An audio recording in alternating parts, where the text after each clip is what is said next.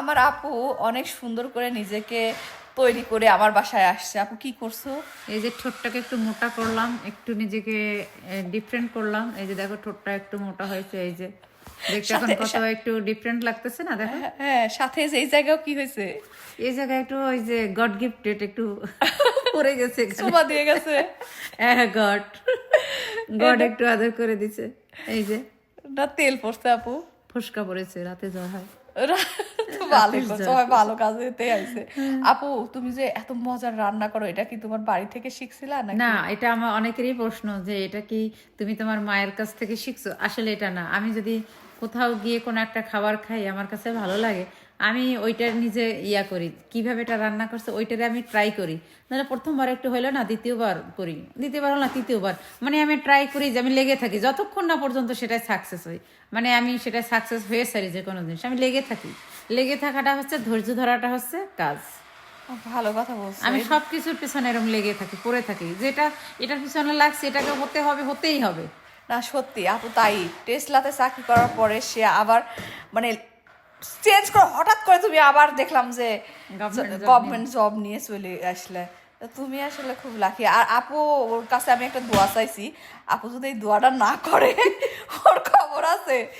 দোয়াটা তুমি করবা, যদি হয় আমি প্রে করবো তোমার জন্য। ঠিক আছে, যদি হয় তাহলে আপনাদেরও বলবো কি দোয়াটা করছে সে আমার জন্য। আর সে আমার জন্য যে সুন্দর রান্না করে নিয়ে আসছে সেটা একটু দেখাচ্ছি। দেখেন, এই প্রথম আমি খালি প্রত্যেক দিনই কই যে কাঁকড়া খাবো কাঁকড়া খাবো, কিন্তু আপু এত মজার কাঁকড়া রান্না করে নিয়ে আসছে। আর আপুর বাসা কিন্তু বরিশাল, আর সে গোপালগঞ্জের বউ। আমি ওরকম বিষ ব্যথা আছে, সব ভালো হয়ে যাবে।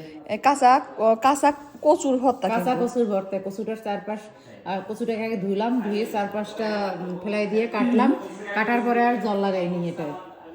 আর এখানে আছে যে নারিকেল, এই নারিকেলগুলো ইন্ডিয়া বাজারে পাওয়া যাবে প্যাকেট এরকম পুরানো।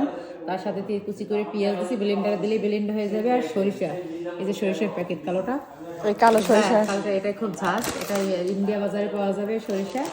এই সরিষা দিলাম, লবণ দিয়ে এই যে ব্লেন্ডারে। আর আপু আরো কিছু নিয়ে আসছে। এই যে এটা হচ্ছে কাঁকড়া, আপু আমার জন্য শখ করে নিয়ে আসছে। আর এটা হচ্ছে সরিষা ইলিশ। তারপর এটা হচ্ছে পুঁই শাক, চিংড়ি মাছ দিয়ে রান্না করছে, মিষ্টি কুমড়ো আলু দিয়েছি, পুঁই শাক। হ্যাঁ। আর ওইখানে হচ্ছে এখানে হচ্ছে কাঁকড়ার ডিমের বড়া, চিংড়ি মাছ ভাজি। আর এইটা হচ্ছে গরম গরম জিলাপি।